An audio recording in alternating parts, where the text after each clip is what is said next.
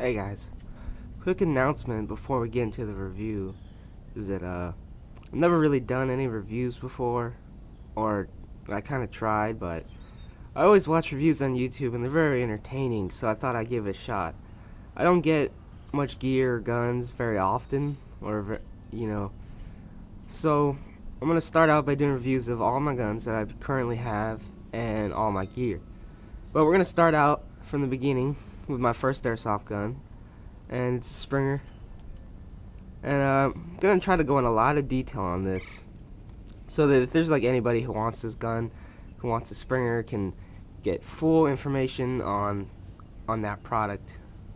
So I'm gonna start out small with Springers, probably go more Springers and gas blowbacks, maybe AGs, and obviously gear. It's not gonna be in any particular order between gear and guns though. So I'm gonna start the review. So this is the Millennium. This is the Millennium PT111, and it's licensed by Taurus. So it's got the real Taurus trademarks on it. It says Forjas Taurus SA, made in the Philippines. Little logo here, I don't know what that is. So that's the real name of it, but if you were to look this up on the internet, if you were trying to find on the internet or Sports Authority, something along the terms of that, Millennium Springer, or just like, I'm not sure what they go by, but yeah. So the whole gun is pretty much made out of plastic. The only metal parts would be the inside of this mag has it holds 20 rounds with a spring that does this on the inside. This is the heaviest part of the gun. The gun itself, even with the mag, only weighs a couple ounces. But the mag is the heaviest part because there's a lead weight inside. So that gives it some heft.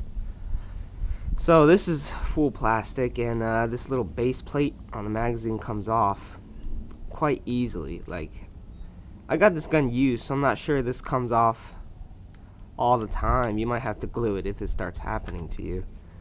Now this gun, the magazine release isn't the best. When you put in a magazine like so, it could just fall right out, and that was over exaggerating it, but it really does happen quite often. So like I said, the whole thing is plastic. The frame, the slide, the trigger, even the pins. Here's our safety, so you can't pull the trigger at all, and then you can pull the trigger. So the only metal really would be the springs, a couple of screws on the inside. I don't know if this has an inner barrel. I think so, yeah, that's probably metal. So in terms of the real gun itself, this would be the disassembly, this would be the slide catch, and then there's your safety, which really does work. The magazine release is okay press, and it falls out, so you'd have to catch it. That's why, because it's so heavy. So here are the iron sights. They're really low profile, but the orange barrel illuminates the front sight, so you get a pretty good sight picture. But they're very low profile, and they're actually flushed with this indent in the top of the gun. Here's your, for real gun purposes again, here's the magazine. No, not the magazine, the ejection port or chamber, which is part of the slide with, springers. Oh shit. It's pretty windy out here. And yeah, so here's the trigger. The trigger is quite a nice pull. It's a long pull though, but we're gonna go ahead and cock it now. See, it would fire about right there. So it's not, if you were intending to fire this, not like just to for real steel purposes, to like have it or paint it, and because you like this gun, then it's not a long trigger pull. There's the barrel. What I like about it is if you cock it, it's got the recoil rod spring system.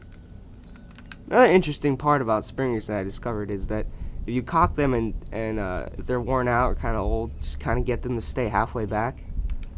Take out the magazine, and then when you insert it again, if you do it like fast enough, or so this one's sensitive, it closes kind of like a Glock almost, or something along the terms of that. So in the back of the gun, there's a strange shape. I've seen the real one, and it does have that. So it works with an internal hammer. This one obviously doesn't, though, because it's a Springer. In terms of you know, those little things for grip comfort, there's little square ones here, kind of like a Glock in the front. One's all up in the back. Rigid on the magazine release. The safety, these are rigid even though you can't use them. You know, obviously the serrations on the slide, and 3 little squares here so that you can hold it like that. It's got a really big trigger guard, or trigger in general. I'd say it's most like the that full size, that really huge USP. I'd have to find the name of it throughout the video, but that's what I'd say it's close to. If you had small enough hands, since this is kind of what a 10-year-old or something might buy. I think I was even 10 when I got this. No, I was 11, but if you had small enough hands, say you had it cocked and you had small hands, you can hold it like that, kind of like a replica, because that's how big this trigger guard is. But you know, it's kind of unpractical. The gun, being a Springer, can be decocked.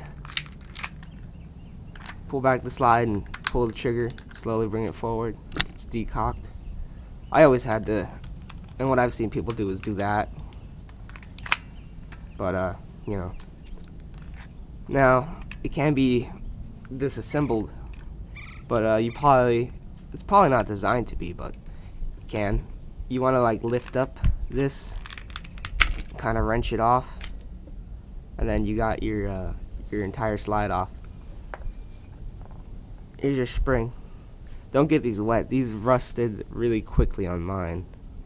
I did an underwater test once, and springs are all rusted up. The nozzle, or what is this called, chamber or piston, for I don't know the Springer terms, is actually cracked. But the pressure of the spring keeps it secure with the gun, so keep note of that. You might have to do some work. It's not the best Springer, but despite all my years of airsoft, you know, gas Glovex and Springers alike, a lot of gas guns broke, and this stupid Springer still works. I wouldn't call it reliable though. When I did get it, it did have problems, but for some strange reason now, maybe I'm using the right type of BBs, the gun functions great.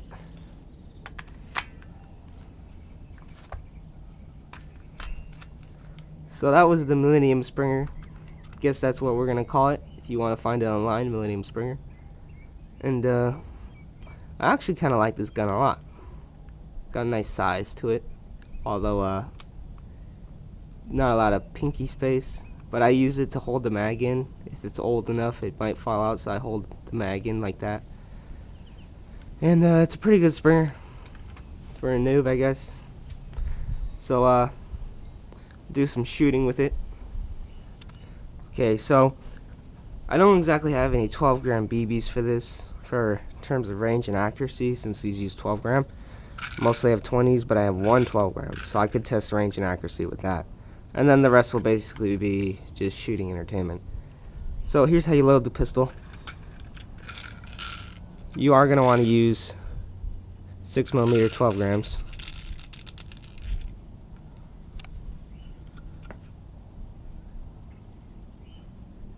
Holds 20 rounds. It loads kind of like a real gun. You just push them in there like that.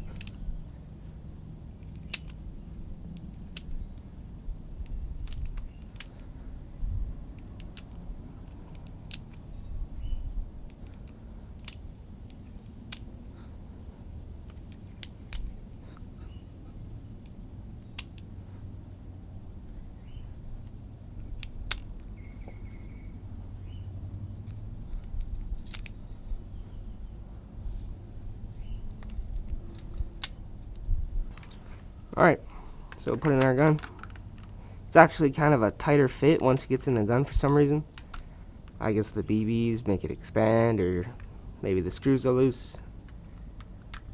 BBs make it expand for some reason. Pressurized spring in the back, I don't know. But it is kind of harder to put in there. Not hard, but you can feel it. Definite change. So that's something to note. Now we're going to shoot it. I didn't exactly put 20 BBs in there unless you want to count in the video, but I didn't have 20 BBs. Or I didn't get 20 BBs, but, you know. Here we go. Okay, for the sake of the video, the first round is a 12 grams so you can see range and accuracy. Yep. It shot up to the left. I'm aiming for the grill and make a nice ping sound.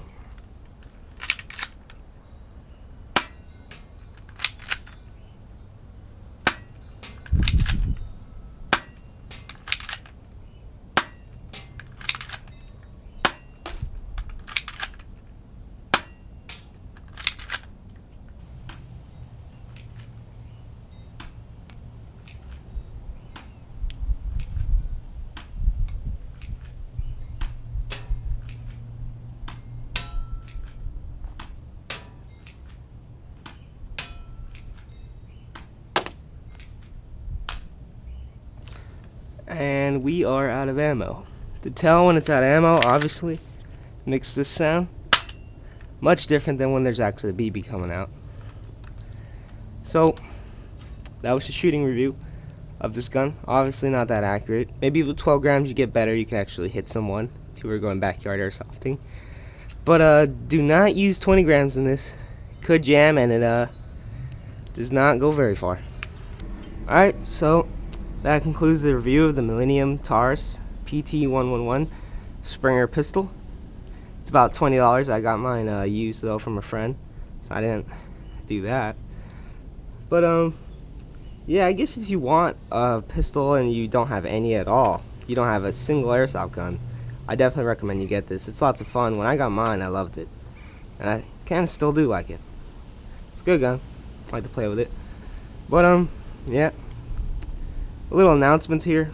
Gonna be doing more reviews, obviously, and you check out the new USP montage. There'll be a review on that sooner or later.